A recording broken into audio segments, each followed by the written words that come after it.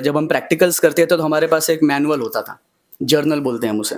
उसमें M, objective, procedure, conclusion ऐसा सब होता था एक्सपेरिमेंट के बारे में।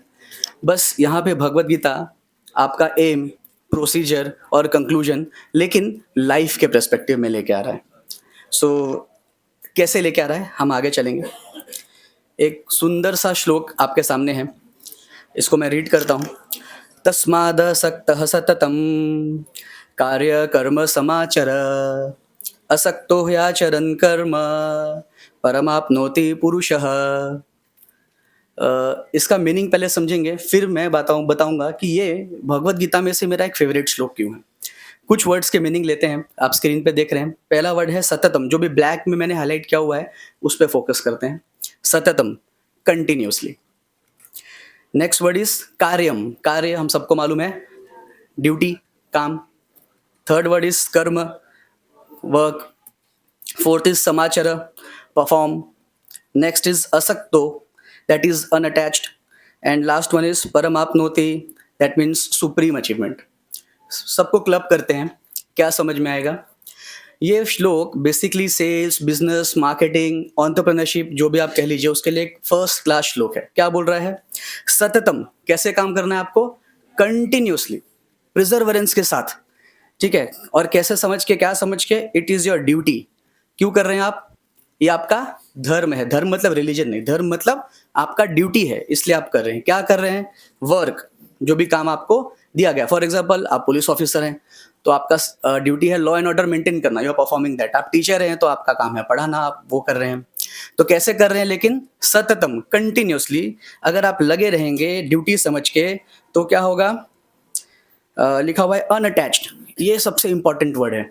मतलब जो रिजल्ट आपको उससे मिल रहा है, आपको उससे अनअटैच रहना है। You don't have to think about the result. अगर आप रिजल्ट के बारे में सोच के काम करोगे तो नर्वस हो जाओगे, ठीक है। तो आप रिजल्ट की चिंता नहीं करके प्रोसेस पे फोकस अगर आप करेंगे और लगे रहेंगे, you may be falling down but you have to get up again. आप गिरिए, उठिए, फिर चालू करिए, फिर गिरिए, फिर उठिए, फिर चालू करिए। हर जगह आपको नो मिलेगा। सेल्स में नो का अच्छा फुल फॉर्म है नेक्स्ट अपॉर्चुनिटी। तो आप ये कंटिन्यूसली अगर करते रहेंगे प्रिजर्वेरेंस के साथ, बिना रिजल्ट की चिंता किए, सो आपको मिलने वाला है सुप्रीम अचीवमेंट। मतलब जो गोल आपने सेट किया होगा लाइफ में, आप वहां पे डेफिनेटली पहुंचेंगे। So this is third chapter, 19th श्लोक, भगवद गीता। सो सततम, continuously, without any attachment from the result, you have to just go on performing your duty again and again, day by day, every week, every month, every year. और फिर जब आप सक्षम हो जाएंगे, आपको सुप्रीम अचीवमेंट यानी जो गोल है वो आपका जरूर पूरा हो जाएगा। सो this is one of the छोटा सा इंफॉर्मेशन भगवद गीता में से। आगे चलते हैं, Y Bhagavad Gita.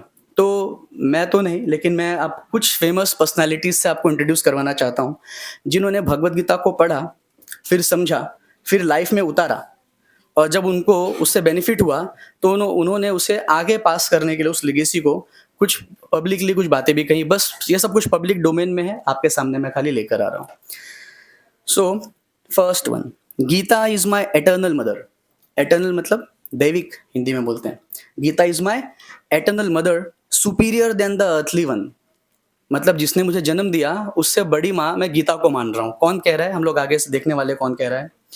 Whenever doubts haunt me, I find peace in the Gita. जब मैं दुविधाओं में घिर जाता हूँ तो पीस कहाँ मिल रहा है, भगवत गीता में, ठीक है। कौन बोल रहा है, महात्मा गांधी, ठीक है। सो महात्मा गांधी जीवन संघर्ष से भरा रहा है, बहुत सारे आरोप प्रत्यारोप लगते रहे हैं, ठीक है। वो डिबेटेबल टॉपिक है, लेकिन क्या बोला उन्होंने, whenever doubts haunt me I find peace in the Gita. तो कुछ तो होगा यार गीता में, है ना, इतना बड़ा आदमी बोल रहा है। नेक्स्ट कौन है ये, Albert Einstein, sir Albert Einstein, ठीक है। ग्रेट साइंटिस्ट, अपने लाइफ में सेवरल 100 थ्योरीज बना डाली, राइट वाली। वैसे तो कुछ 1000 में गए, लेकिन रिजेक्ट होते होते होते होते, करेक्शन, मॉडिफिकेशन होते होते, आई थिंक जहाँ तक मेरा नॉलेज है 900 के ऊपर इनकी कुछ पॉपुलर थ्योरीज हैं। His words, when I read the Bhagavad Gita and reflect about how the universe gets created, operated, and destroyed, everything else seems superfluous. Superfluous यानी यूजलेस या फिर कम। तो जब मैं भगवत गीता पढ़ता हूँ और उसमें समझता हूँ कि यूनिवर्स कैसे क्रिएट हुआ, ऑपरेट होता है और फिर डिस्ट्रॉय हो जाता है, तो मुझे बाकी सारा इन्फॉर्मेशन या जो नॉलेज है वो कम या सुपरफ्लुअस लगने लगता है। कौन कह रहा है? Albert Einstein. इसी में थोड़ा सा मैं ऐड ऑन करता हूँ, तो हमारे पास एक और अच्छे साइंटिस्ट थे, सर आइजैक न्यूटन, है ना, सबने वो नाम सुना ही है, great scientist. He made a working model of solar system, जिसमें बीच में सन है, सारे प्लैनेट्स आसपास घूम रहे हैं, तो ऐसा उन्होंने एक वर्किंग मॉडल बनाया। और जब उसको उन्होंने पेश किया, सबके सामने प्रेजेंट किया, तो कुछ स्केप्टिक्स या कुछ उनके फ्रेंड्स, हम बोल सकते हैं साइंटिस्ट फ्रेंड, ने क्वेश्चन किया कि Newton, what a great invention man, how did you made it, कैसा बनाया? न्यूटन ने बोला पता नहीं यार, अपने आप बन गया, मैं बैठा था, एक आवाज़ आई, आँख खोला तो ये बन गया था। अब वो मानने को रेडी नहीं था, उनको लगा न्यूटन मजाक कर रहे हैं, तो उन्होंने 3 4 5 बार ये क्वेश्चन पूछा, पांचों बार न्यूटन ने सेम आंसर दिया। इरिटेट हो गए फाइनली उनके फ्रेंड, ठीक है, और क्या कहा, नहीं बताना है तो मत बता, कोई बात नहीं। सो न्यूटन का आंसर था इस पे कि जब तुम ये नहीं मान सकते कि ये नकली सोलर सिस्टम अपने आप बन गया, तो तुमने ये कैसे मान लिया कि असली सोलर सिस्टम भी अपने आप बन गया? कोई तो क्रिएटर होगा इसके पीछे, ठीक है। तो अच्छा खासा ये एक क्वेश्चन मार्क है जो हम सबको सोचना चाहिए, बिकॉज अब हम बड़े हो रहे हैं, मैच्योर हो रहे हैं, लाइफ में आगे जा रहे हैं, तो बड़े लेवल पे फिलोसॉफिकल क्वेश्चंस अपने आप से पूछने चाहिए, सो दैट लाइफ का पिक्चर हमारे सामने क्लियर हो जाए। ओके, नेक्स्ट, ज़्यादा टाइम मैं आपका नहीं लूँगा, आगे चलेंगे। So missile man of India sir APJ Abdul Kalam, क्या स्टेटमेंट है? The Bhagavad Gita has always been my strength, giving me solace in tough times and guiding me to the right path. So Bhagavad Gita, अभी देखिए, sir APJ Abdul Kalam is obviously a great personality, है ना, हर व्यक्ति जब उनका नाम लेता है तो आगे सर या एंडिंग में जी जरूर लगा देता है, ठीक है। अब ऐसा ग्रेट पर्सनालिटी अगर आपको कह रहा है कि गीता में कुछ तो है, तो एक बार तो आपको खोल के देखना चाहिए कि क्या है। नहीं समझ में आएगा तो रख दो, कोई दिक्कत नहीं है, लेकिन एक बार तो खोल के देखो। आगे चलेंगे, कौन जानता है? Will Smith, Hollywood star, famous एकदम, क्या बोल रहे हैं? I have read the Bhagavad Gita and I love the way it prepares the mind and soul to accept the challenges in life. तो भगवद गीता इनके अकॉर्डिंग क्या कर रहा है? It's preparing your mind. किस लिए प्रिपेयर कर रहा है? To tackle the challenges in the life, ठीक है। तो चैलेंजेस, सब लोग यहाँ पे, अभी हमने पीछे भी जो पर्सनालिटीज देखी, डाउट्स, चैलेंजेस, प्रॉब्लम्स, सब लोग इसी की बात कर रहे हैं। क्यों बात कर रहे हैं? Because life is just like a graph of your heart beat, वो हॉस्पिटल में चलता रहता है, ठीक है, कभी ऊपर कभी नीचे, फिर ऊपर फिर नीचे, टफ टाइम्स, उसके बाद में पीक टाइम्स, फिर टफ टाइम्स, फिर पीक टाइम्स, ये आएगी जाएगी, कंटिन्यूसली आने वाली है, कंटिन्यूसली जाने वाली है। आप इसको अभी भी अपने डेली लाइफ में अनुभव कर सकते हैं। कोई दिन अच्छा जाता है, कोई दिन खराब, कोई दिन बेकार होता है, कोई दिन एकदम मस्त होता है, एकदम बढ़िया मतलब। तो ये जब आप करियर में उतरेंगे तो ये बड़े स्केल पे होगी, ठीक है। कभी आपका लाइफ का फेज अच्छा होगा, कभी बहुत बुरा होगा। बुरे फेज में हमने देखा है अक्सर लोग क्या करते हैं, ठीक है, हर 40 सेकेंड में इंटरनेशनली एक व्यक्ति सुसाइड कर रहा होता है, ठीक है। ये क्यों कर रहा होता है? Because he is unable to handle that बुरा फेज। अच्छे फेज में तो उसको मजा आ रहा है, लेकिन जब बुरा फेज आ रहा है, he is unable to handle it. और ये बुरा फेज अगर हमने हैंडल कर लिया, तो मुझे ऐसा लगता है कि जब हम हाथ पीछे बढ़ाते हैं तो कुछ जोर से आगे फेंक सकते हैं। अगर आप पीछे जा रहे हो तो बाउंस बैक होके आगे आ सकते हो। वो बुरे टाइम को आप अपना स्ट्रेंथ बना सकते हो, अगर उसमें आपने कुछ अच्छा स्किल, अच्छा लर्निंग लिया तो। इसके लिए आपको बेसिकली भगवत गीता प्रिपेयर करवाता है। एक मस्त एग्जाम्पल, मस्त, मेरे मन मतलब ये वर्ड निकल रहा है मस्त, वाई एम कॉलिंग इट मस्त। सो कोई जानता है इनको? कोई भी? Is a very very rich man, okay. So is sir Alfred Ford, owner of the Ford company, ठीक है। नेटवर्थ मालूम है इनका? नेटवर्थ कितना पैसा है? नहीं, $200 बिलियन, ठीक है। इंडियन करेंसी में कन्वर्ट करता हूँ अभी प्रेजेंट 84 रुपीज़ पर डॉलर के हिसाब से 1,28,000 करोड़ रुपीज़ हो जाता है। भाई सोच के देखो, ठीक है, what is it, 1,28,000 crore rupees net worth, ठीक है। सो इनको भी मिली भगवत गीता, किसी ने दी, इन्होंने पढ़ी, पढ़ने के बाद ही इज़ द पर्सन, ठीक है, completely transformed, currently staying in West Bengal, Mayapur, and associated with ISKCON obviously। तो अब आप सोचिए, आप सब लोग यहाँ बैठे हैं, पढ़ रहे हैं, अच्छी खासी डिग्री आप हासिल करेंगे, और डिग्री कर लेने के बाद में आपका एक जो वन ऑफ द गोल होगा वो क्या होगा, पैसा, है ना। क्यों जॉब क्यों करना है या फिर बिजनेस क्यों करना है, पैसा, नेम, फेम, अचीवमेंट्स, है ना, यही चाहिए बेसिकली, पैसा चाहिए, लोग मुझे जाने, मुझे सोशल रिस्पेक्ट मिले, अच्छा खासा सम्मान मिले, एवरीथिंग दिस गाय हैड, छोड़ा नहीं, अभी भी सब है इनके पास, छोड़ा कुछ नहीं है। सो सब कुछ इनके पास है, और सब कुछ होने के बाद में भी अगर इन्होंने भगवत गीता पढ़ के अपने आप को ट्रांसफॉर्म किया है, सो आई थिंक हम सबके अंदर थोड़ा सा रूम है कि हम भी अपने आप को ट्रांसफॉर्म कर सकते हैं, ठीक है। कुछ तो इसको मिला होगा ना, something in the Bhagavad Gita he had got, कि जिससे इनको मालूम पड़ा कि बाहर का नेम फेम वेल्थ तो चाहिए ही, साथ में अंदर से भी मुझे नेम फेम वेल्थ चाहिए। बाहर से हम लोग बहुत ही सॉलिड हैं, अंदर से गैसियस स्टेट में चल रहे हैं, ठीक है। तो फॉर एग्जाम्पल कोई पूछे भाई कैसा है, मज़े में हूँ, लेकिन अंदर रो रहा है, ठीक है, क्यों रो रहा है, असाइनमेंट बाकी है भाई, ठीक है लास्ट डेट आ गई है, और वो कॉपी करने के लिए कुछ मिल नहीं रहा, कहाँ से देख के लिखूँ। सो ये छोटे स्केल का प्रॉब्लम है, आगे जाके बड़े स्केल में भी सेम चीज़ें होती हैं। सो इसलिए एक मेरा रिक्वेस्ट कि when people of such calibre level and social status they are accepting Bhagavad Gita, reading it, transforming their lifes, तो हमको भी एक बार तो चांस लेना चाहिए, कुछ तो मिलेगा इसके अंदर, राइट। अब इनका नाम है Ambarish Das, earlier he was Alfred Ford, now he is Ambarish Das. So ये कुछ 5-6 फेमस पर्सनालिटीज़ थे जिनकी लाइफ में ट्रांसफॉर्मेशन आया भगवत गीता के थ्रू। अभी कुछ इम्पॉर्टेंट टीचिंग्स मैं आपके सामने पेश करना चाहता हूँ जो भगवत गीता हमें दे रहा है। सबसे पहले जो फर्स्ट एक टीचिंग है भगवत गीता का, एक क्वेश्चन है, और वो क्वेश्चन है व्हाट इज़ द ट्रूथ, सच क्या होता है। कोई भी बता सकता है, जो बताएगा उसको एक फ्री भगवत गीता गिफ्ट है। यस मैम, एक्सीलेंट, मैम के लिए एक जोरदार ताली होनी चाहिए। सो अकॉर्डिंग टू वैदिक लिटरेचर एंड ट्रूथ, सच वो होता है जो किसी भी टाइम, किसी भी प्लेस और किसी भी सरकमस्टेंस में बदलता नहीं है, यानी समय, स्थान और परिवेश के हिसाब से उसमें चेंजेस नहीं आते। अब थोड़ा सेटल डाउन होने का अवसर सबको मिलना चाहिए।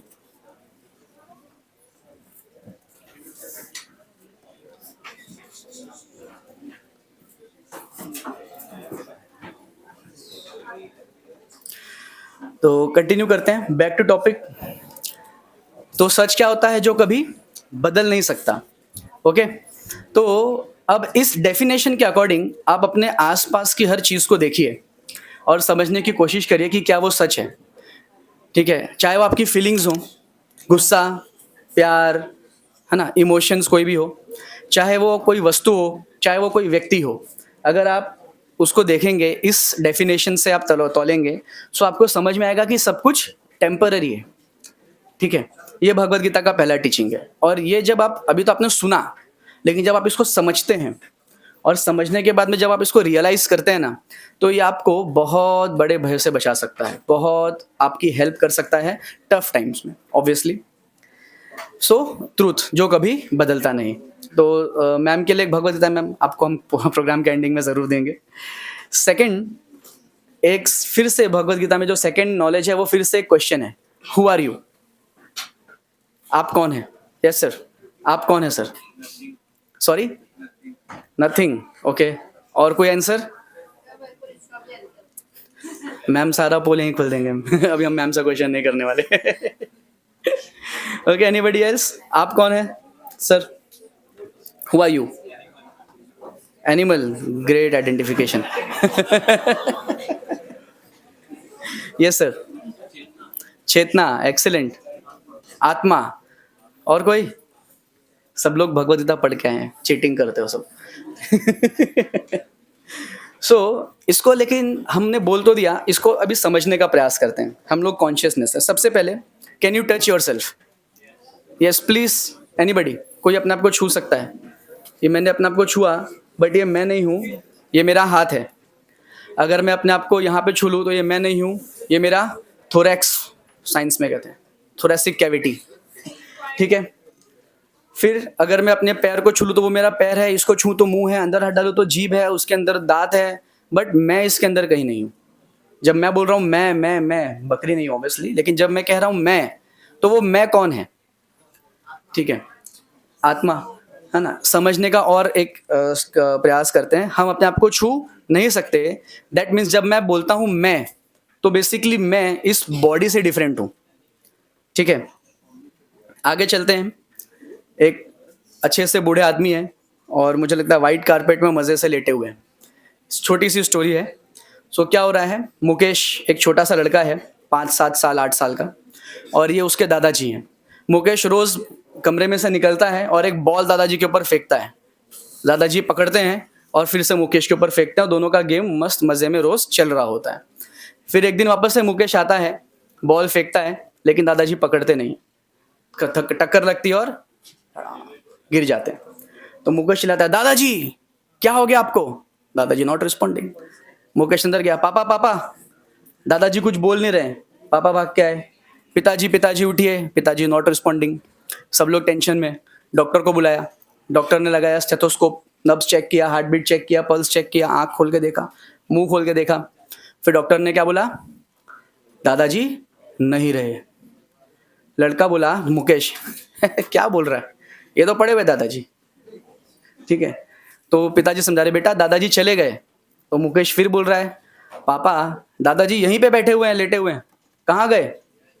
ठीक है. सब लोग समझा रहे कि दादाजी नहीं रहे नहीं रहे नहीं रहे, लेकिन मुकेश है कि मानता नहीं. मुकेश क्या बोल रहा है? दादाजी तो यहीं पे हैं.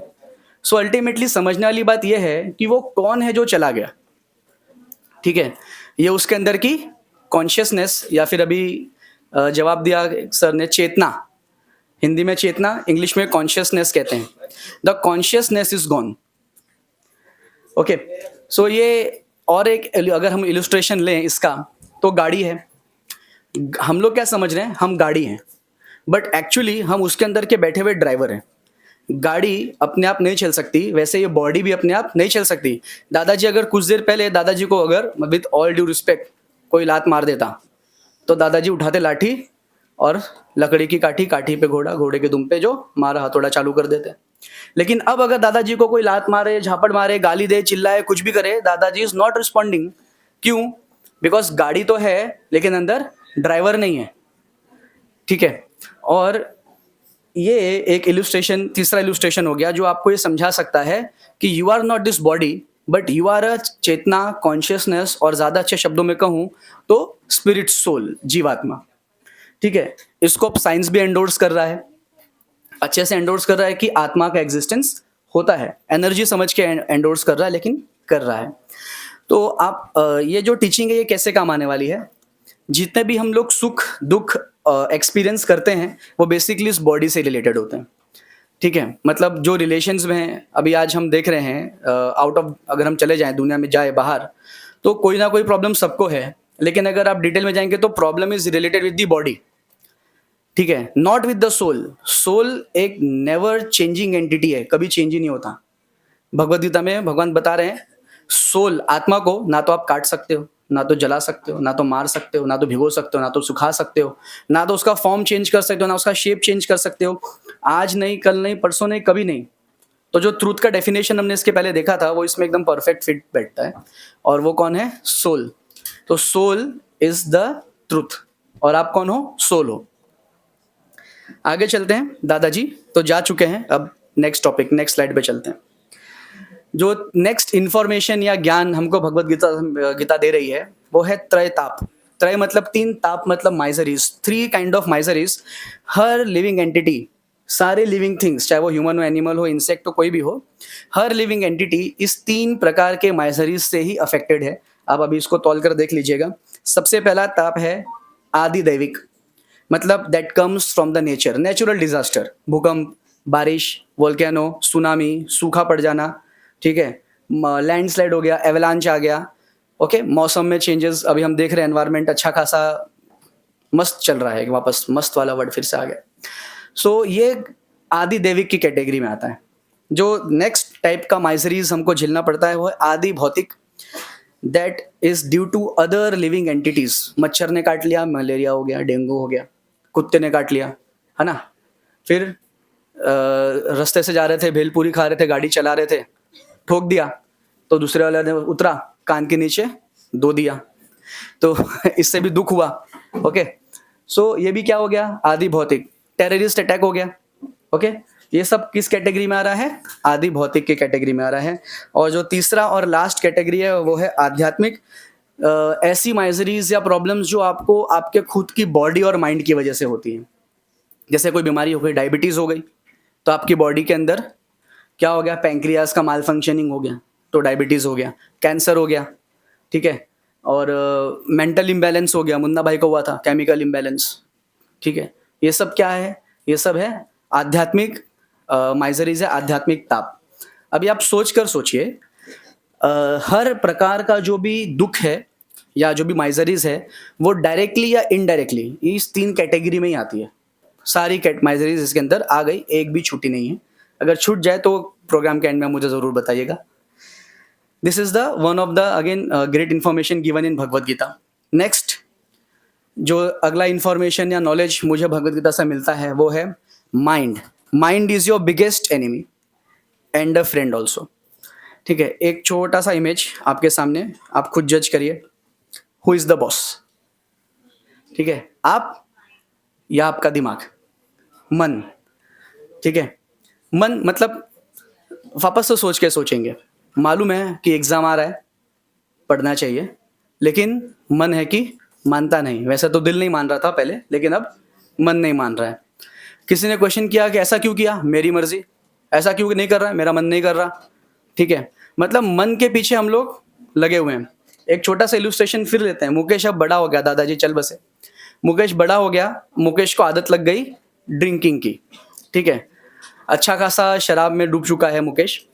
अब ओके गाइस, प्लीज थोड़ा सा आप ध्यान देंगे।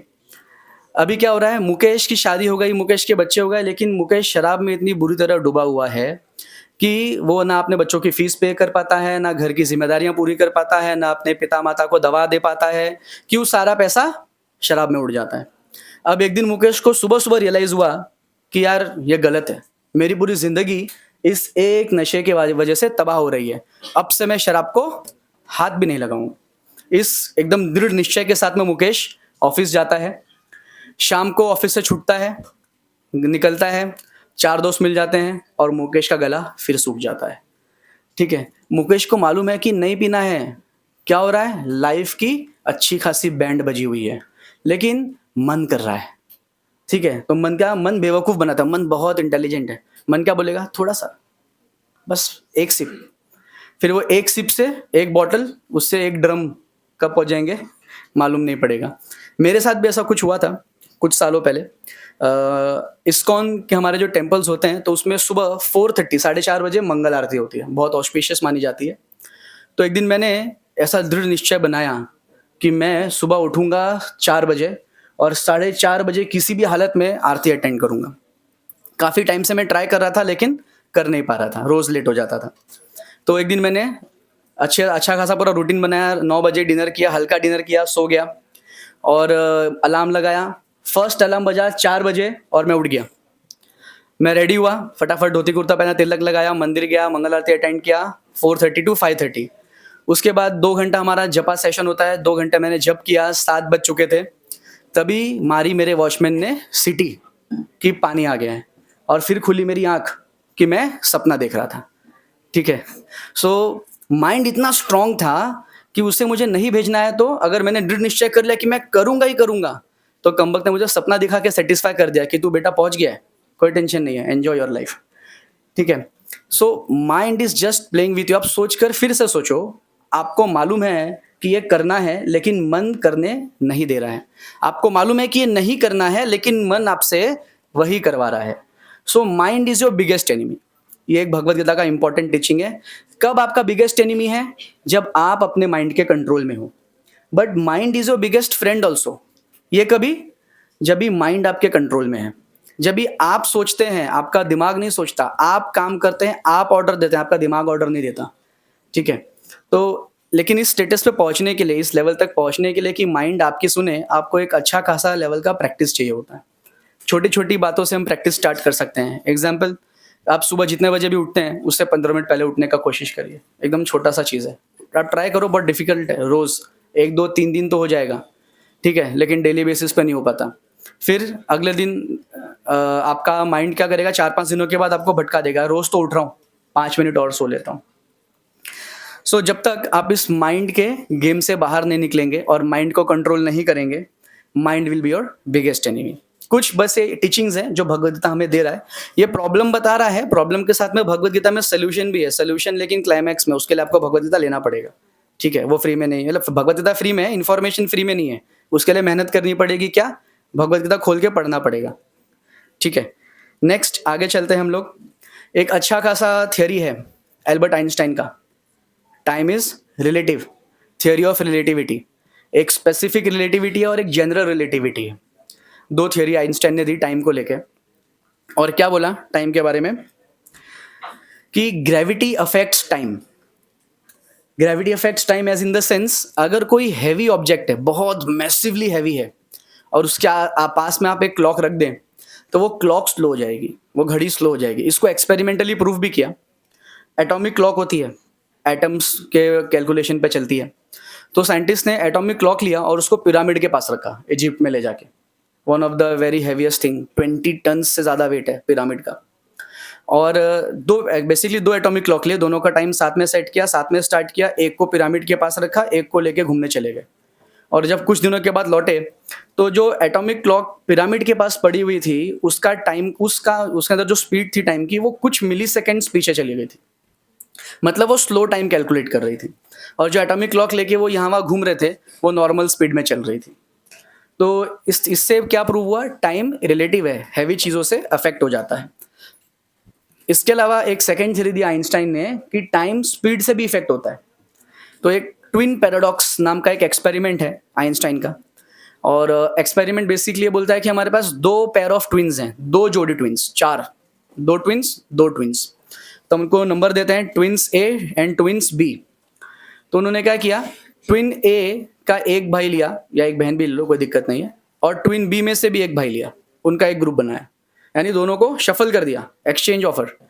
अब एक पेयर ऑफ ट्विन को अगर हम लाइट की स्पीड से आगे उड़ा दें, जो कि पॉसिबल नहीं है वैसे, लेकिन थियोरिटिकली ये किया, लाइट की स्पीड से आगे ले जाएं और सेकेंड पेयर ऑफ ट्विन को अर्थ पे रखें, नॉर्मली घूमता फिरता रहेगा, और जब वो एक पर्टिकुलर पॉइंट पे पहुंच के रिटर्न आएगा, तो जो अर्थ वाले ट्विन थे ना, उनकी उम्र ज़्यादा रहेगी, और जो ट्विन्स लाइट की स्पीड से ट्रैवल कर रहे थे, उनकी उम्र कम रहेगी।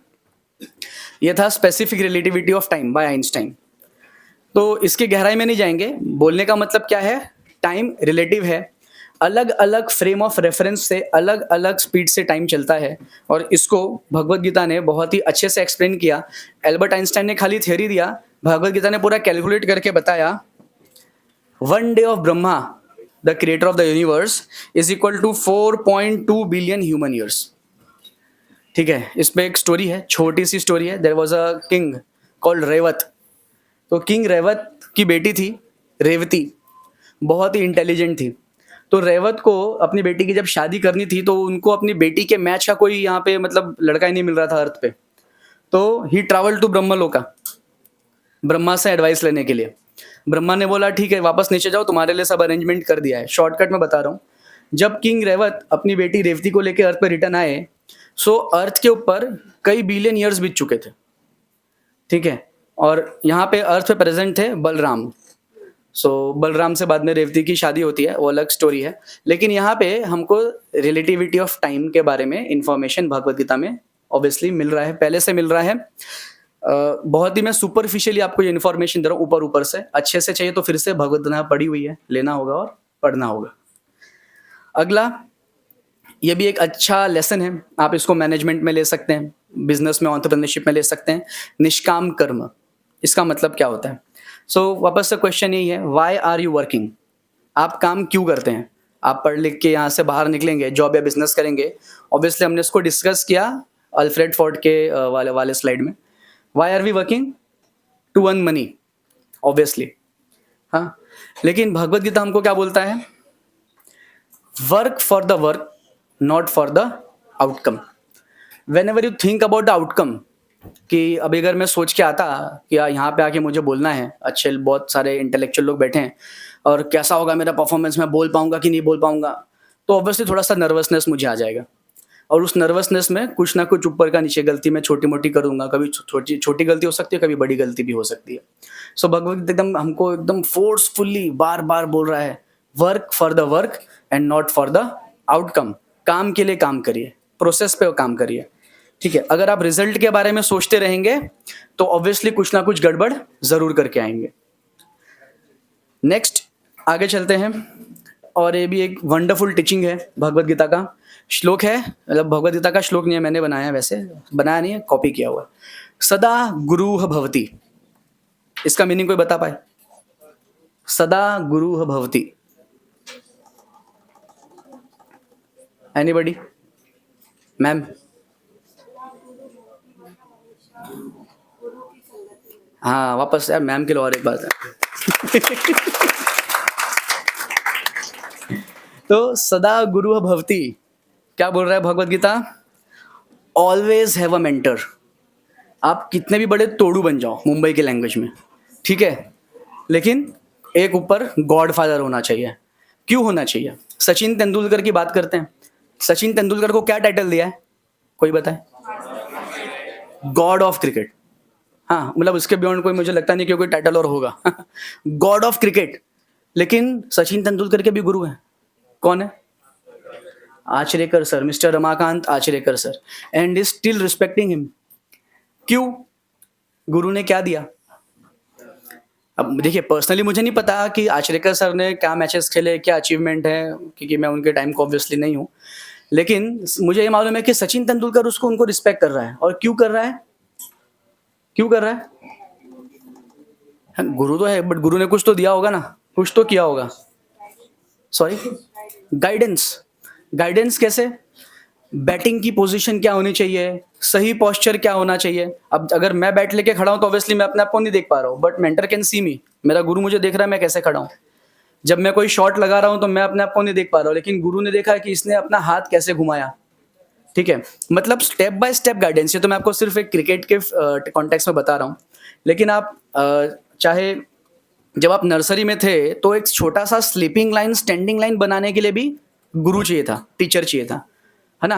अब आप ग्रेजुएशन या पोस्ट ग्रेजुएशन में हैं, आप पीएचडी में जाएंगे, फिर भी आपको एक गाइडिंग टीचर लगेगा, ठीक है। जब आप अपनी खुद की थियरी या खुद का थीसिस बना रहे हैं, फिर भी आपको कौन चाहिए? मेंटर, पीएचडी में। सो जब ये एजुकेशन सिस्टम में आपको मेंटर चाहिए, तो लाइफ के सिस्टम में मेंटर कैसे नहीं चाहिए, ठीक है। Mentor can see your goods and your bads and he can guide you basically. So अगर आप एक लिविंग मेंटर के अंडर में है, लिविंग बहुत इंपॉर्टेंट है, मेंटर भाई जिंदा होना चाहिए, ठीक है। फोटो वाला मेंटर भी अच्छी बात है, लेकिन एक लिविंग मेंटर के गाइडेंस में अगर आप रहेंगे, सो ऑब्वियसली वो आपको ऐसे गाइड करेंगे कि आप अच्छा खासा अचीवमेंट अपनी लाइफ में कर सकते हैं। प्रॉब्लम क्या होती है, हम लोग सब लोग को है ना गुरु बनने का है, हम लोग को ना टीचर नहीं, टीचर बनना, स्टूडेंट किसी को बनने का नहीं है। तो गुरु वाला फीलिंग कैसे होता है? मेरे पास एक मटका है, पूरा पानी से भरा हुआ है, अब मैं उसमें अगर अमृत भी डालूंगा, वो ओवरफ्लो होके बाहर ही गिरने वाला है, अंदर कुछ नहीं जा रहा उसके, ठीक है। और स्टूडेंट का कैटेगरी कैसा होता है, कैसा कैरेक्टरिस्टिक होता है? वो खाली मटका होता है, जो डालेंगे ना अंदर वो जाएगा, ठीक है। सो भगवत गीता ये टीचिंग आपको देता है, बी अ खाली मटका। एक स्टूडेंट बनो, और कैसे स्टूडेंट बनो मालूम है? क्यूरियस स्टूडेंट बनो, ठीक है। सिर्फ पढ़ाई वाले कैटेगरी में स्टूडेंट नहीं, हर चीज में, चाहे आप बिजनेस में जाओ, लाइफ के बारे में जाओ, कुछ भी जाओ। भी तो मतलब प्यार में भी यार गुरु होते हैं, लव गुरु, ठीक है। तो लाइफ में तो चाहिए ही boss, okay. So be a खाली मटका, नॉट अ भरा वाला मटका। This is the teaching of Bhagavad Gita. एक अच्छी टीचिंग और है भगवत गीता की, कॉज ऑफ क्वारल। जिधर देखो मारा मारी है, रशिया यूक्रेन को मार रहा है, चाइना का ताइवान के साथ में चल रहा है, अपना भी पाकिस्तान और चाइना के साथ में चालू है है ना? कोई ना कोई किसी ना किसी से घर में चले जाओ, भाई भाई के पीछे पड़ा हुआ है प्रॉपर्टी के लिए, है ना? मतलब एक मैंने एकदम शॉकिंग इंसिडेंट देखा, मैं अभी तक उससे डिस्टर्ब फील करता हूँ। केरला में hospital, so there is a doctor, उसके पास पूरा हॉस्पिटल है खुद का, और बहुत बूढ़ा हो गया, और अपने हॉस्पिटल में एडमिट था। बेटी ने क्या किया, चुपके से गई आईसीयू में गई, ऑक्सीजन का स्विच ऑफ कर दिया, ऑक्सीजन स्विच ऑफ कर दिया। पिताजी का हरी बोलोगे, क्यों? बिकॉज हॉस्पिटल उसको चाहिए था, शी कांट वेट।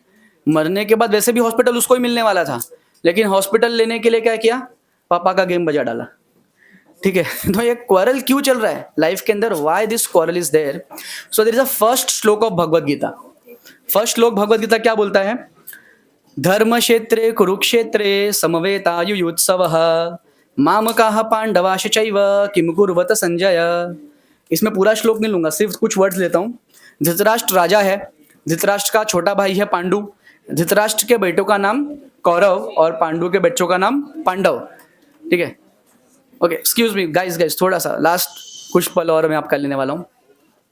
सो यहाँ पे धृतराष्ट्र अपने सारथी या ड्राइवर संजय को पूछ रहा है, मामकाः पांडवाश्च चैव किम कुर्वत संजय, मेरे और पांडु के पुत्रों ने क्या किया?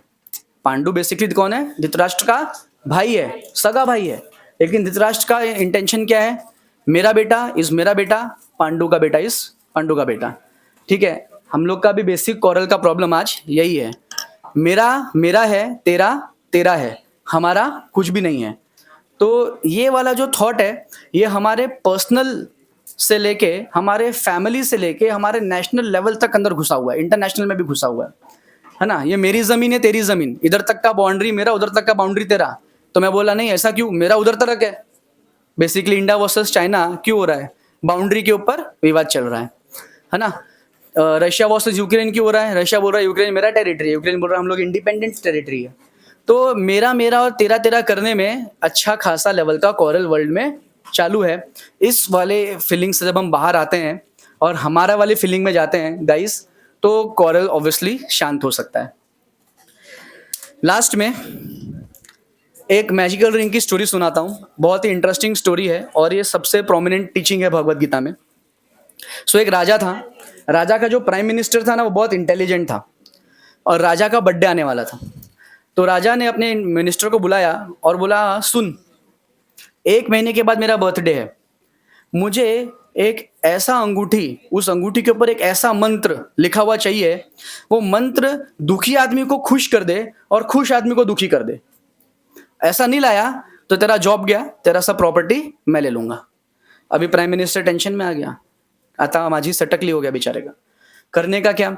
सो वो निकल पड़ा एक्सपीडिशन पे, बड़े बड़े ज्ञानियों से मिला, फिलोसोफर्स से मिला, बहुत जगह वो गया, लेकिन उसको कहीं भी ऐसा कोई मंत्र नहीं मिला। सारी उसने वैदिक लिटरेचर छान डाला, सब कुछ पढ़ डाला, बट ही कुडंट फाइंड ऐसा मंत्र कौन सा है जिसको दुखी आदमी पढ़ के सुखी बन जाए, और अगर सुखी आदमी पढ़े तो उसको दुख हो जाए, वो डर जाए।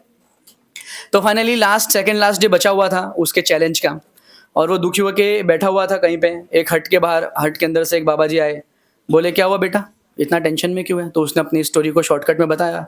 बाबा ने बोला, बस इतनी सी बात, अंगूठी लाया है? बोला हाँ, अंगूठी तो मेरे पास है, बट इसके ऊपर मंत्र नहीं मिल रहा। बोला ला, मंत्र मैं लिख के देता हूँ। बाबा वेंट इनसाइड, कुछ मंत्र लिख के लाया और उसको पढ़ाया प्राइम मिनिस्टर को। प्राइम मिनिस्टर दुखी था, पढ़ा, खुश हो गया, बोला यार तो काम कर रहा है, एकदम खुश होकर वो भी भागता भागता वापस राजा के पैलेस में गया। राजा का बर्थडे चालू हो गया था, मस्त धमाकेदार सेलिब्रेशन चल रहा था। राजा ने प्राइम मिनिस्टर को देखा, भीड़ में से बुलाया, इधर आओ इधर आओ इधर आओ। लाया? बोला हाँ हाँ लेकर आया ना, दिखाओ। अंगूठी दिया, राजा ने पढ़ा, राजा का मन उदास हो गया। तो सब लोग मिनिस्टर लोग बाकी सोचे ये क्या लिख के लाया? तो बाकी मिनिस्टर्स भी बहुत खुश थे, उन्होंने भी पढ़ा, तो उनका भी मन उदास हो गया। ठीक है, तो सब लोग बोले वर्क तो कर रहा है। ठीक है, वो मंत्र क्या था जानना है? मंत्र एकदम सिंपल सा मंत्र है, आपके लिए मैं उसको संस्कृत से हिंदी से फिर इंग्लिश में कन्वर्ट करके लेके आया हूँ। बहुत कठिनाई हुई मुझे कन्वर्ट करने में, ठीक है, लेकिन मंत्र यही था, दिस टू शाल पास, ये भी बीत जाएगा। तो जब आप एकदम अपने करियर के पीक पे हो और आप ये मंत्र पढ़ लो, ये भी बीत जाएगा, तो उदास हो जाओगे। ठीक है, और किसी दुखी आदमी को ये पढ़ा दो जो एकदम बेचारा दुख में चल रहा है, ये भी बीत जाएगा, तो उसको थोड़ा सा धाड़स मिल जाता है, थोड़ी सी हौसला अफजाई उसकी हो जाती है। और ये एक प्रोमिनेंट टीचिंग है भगवद गीता का। ठीक है, सो इतनी जो मैंने आपको बातें कही ये बेसिकली भगवत गीता का 0.00001% भी नहीं था। बहुत सुपरफिशियली लिमिटेड टाइम में मैंने आपको बताने का प्रयास किया है। बस रिक्वेस्ट मेरा एक आपसे ये है, अगर आप भगवत गीता लेते हैं, पढ़ते हैं, तो किसी एक्सपर्ट के गाइडेंस में पढ़िए, ठीक है? ऑब्वियसली आपको एक छोटा-सा पोएम भी आप हिंदी में या इंग्लिश में पढ़ते हैं, तो आपको उसके लिए टीचर लगता है, जो आपको उसका भावार्थ, शब्दार्थ यानी उसका इमोशन और उसका वर्ड्स का मीनिंग बता सके। तो भगवत गीता एक बहुत ही हाई लेवल का बुक है। आप इसमें मैनेजमेंट का थियरीज ढूंढेंगे, यू विल गेट इट। आप इसमें टाइम मैनेजमेंट मिल जाएगा, आपको इसमें चाहिए पर्सनल मैनेजमेंट मिल जाएगा। जो दृष्टि लेके आप भगवत गीता को पढ़ेंगे, आपको वो चीज़ इसके अंदर मिलने वाली है। अब तक मैंने भी कई बार पढ़ी है, हर बार कुछ ना कुछ नया निकल के सामने आ ही जाता है। सो बस इसी के साथ मैं अपनी वाणी को विराम देता हूँ। और अगर आप भगवत गीता लेते हैं और फ्यूचर में हमसे कनेक्ट होना चाहते हैं, तो कुछ ये लिंक्स और नंबर्स स्क्रीन पे आपके सामने आ रहे हैं, ठीक है? तो आप जुड़ सकते हैं, कनेक्ट हो सकते हैं। और हाँ, सबसे इम्पोर्टेंट चीज़ है कि हाँ भाई, हम लोग पैसा नहीं लेते, हाँ, ठीक है? सब कुछ फ्री है। फ्री इसके लिए है बिकॉज़ हमको भी फ्री में मिला है। किसने फ्री में दिया? हमारे गुरु ने हमको फ्री में दिया, हम आगे इसको फ्री में बाँटना चाहते हैं, ठीक है? तो बस इसी के साथ मैं अपनी वाणी को विराम देता हूँ। Thank you so much for listening very patiently. Hare Krishna.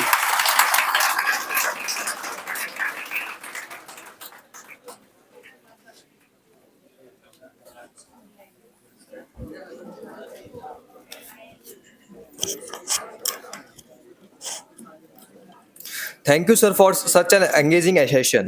Now, I would like to invite Bal Chaitanya Das, a favorite disciple of His Holiness Gopal Krishna Goswami. He is into preaching from 2016 and has transformed many lives through Bhagavad Gita. May I invite you, sir? ग्रंथराज श्रीमद् भगवद गीता की। तो मैं केवल 5 minute आप लोगों का time लूंगा बस।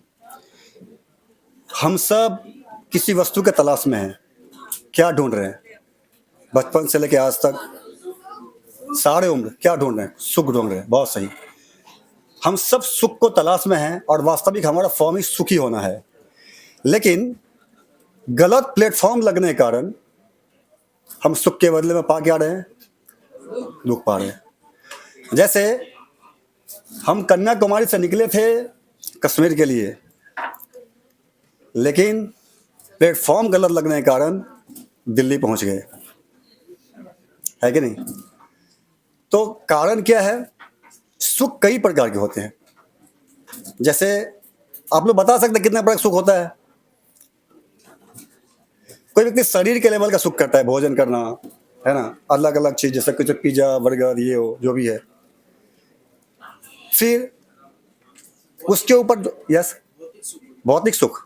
फिर उसके बाद में उसके ये शरीर का सुख हो गया, जो भी इच्छा है, खाना सोना, ये भौतिक शारीरिक सुख हो गया। इसके ऊपर थोड़ा जाएंगे, मन का सुख है। कोई इंटरटेनमेंट करते हैं, कोई गाना सुनते हैं, कोई प्रिंट करते हैं, कोई इंस्ट्रूमेंट प्ले करते हैं, है ना, तो ये मन का सुख। इसके ऊपर बुद्धि का सुख, बौद्धिक दिमागी लड़ाई, किसी को डाइवर्ट करने में, प्रश्न उत्तर करने में, कुछ सीखने में बहुत आनंद आता है। और चौथा है आध्यात्मिक सुख। पर ये सब सुख, जो आध्यात्मिक सुख क्या है? ग्रंथों का पढ़ना या फिर योगा करना, मंत्र मेडिटेशन करना, ये सब आध्यात्मिक सुख है। पर अगर आप थोड़ा सा एनालाइज करें तो भौतिक सुख जितना भी क्षणिक है, ये मान लो किसी व्यक्ति को बहुत सुंदर पसंद है कोई वस्तु, कितना खा सकता है? सीमित हो जाएगा, बाद में बोलेगा नहीं चाहिए। पर आध्यात्मिक सुख जो आनंद है अनलिमिटेड है। क्योंकि क्षणिक क्यों है? क्योंकि शरीर के साथ में ये सारे हमारे इंद्रियां का जो सब कुछ सीमित है, पर हम इंद्रियां से परे हैं।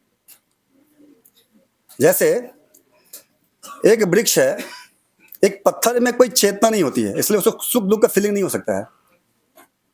लेकिन एक वृक्ष है, उसमें कुछ चेतना होती है, पर अविकसित होती है। उसको अगर बोल दो आप 4 घंटे खड़े हो जाओ, पूरा जीवन खड़ा है, 10 साल से 50 साल से खड़ा है, कोई प्रॉब्लम नहीं है। पर हमें अगर कहे कि आप केवल 2 घंटा खड़े हो जाओ, शायद नहीं हो पाएगी एक जगह पे खड़ा। क्यों? अगर वृक्ष से पूछें तो भी कहेगा मैं सुखी हूं, मैं खुश हूं। लेकिन हम अपने लेवल पर अगर देखें तो बहुत दुखी है वो। उसी प्रकार से हर व्यक्ति अपने आप में सोचता है कि मैं सुखी हूं, लेकिन अगर आध्यात्मिक लेवल पर देखें तो हम सब केवल दुख को प्राप्त कर रहे हैं। क्योंकि प्लेटफॉर्म गलत लगने के कारण हमारा रास्ता अलग हो गया है, इसीलिए हम सब दुख को प्राप्त कर रहे हैं। सबसे बड़ा संसार का दुख क्या है? कौन बता सकता है? दुख किनका किनको है? कौन कौन दुखी हैं? सब दुखी हैं। क्या क्या दुख हो सकता है जीवन में? कुछ एनालाइज कर सकते हैं? पैसे की कमी, बहुत सही बात है, पैसे की कमी है। और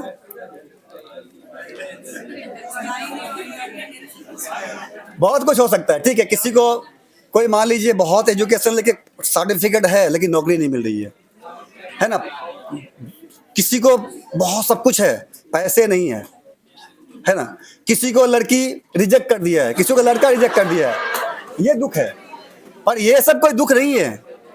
आज आपको नौकरी नहीं है, कल नौकरी मिल जाएगी, ये कोई दुख हुआ? टेम्पोररी है। आज पैसे नहीं है, कल पैसे हो जाएंगे।